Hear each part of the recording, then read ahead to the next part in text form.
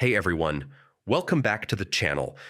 If you've ever needed to send the same message to a large group of people, whether it's for work, school, or a personal project, today's video is for you.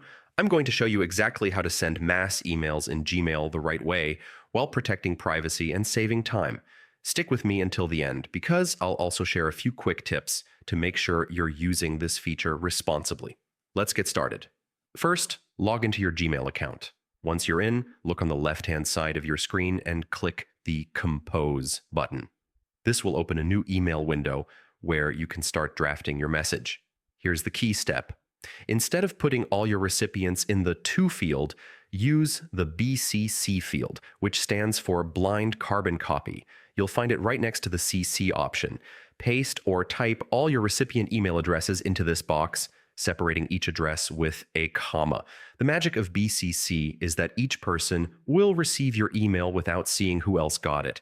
This protects everyone's privacy and keeps the conversation clean. Next, focus on your subject line. Keep it short, clear, and to the point so people know exactly what your email is about. Then, in the body of your message, write in a way that's direct and easy to understand. Since you're emailing a group, avoid making it overly long.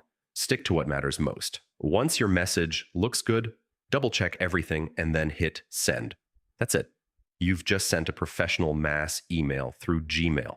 Before we wrap up, here are some quick tips.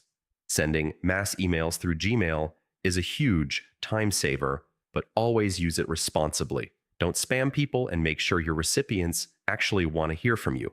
If you're doing this for business or newsletters, it's best practice to use an email marketing tool. But for small groups or occasional updates, Gmail works perfectly. And there you have it, the full 2025 guide to sending mass emails in Gmail. If you found this helpful, hit that like button and subscribe for more practical tutorials like this one. Thanks for watching, and I'll see you in the next video.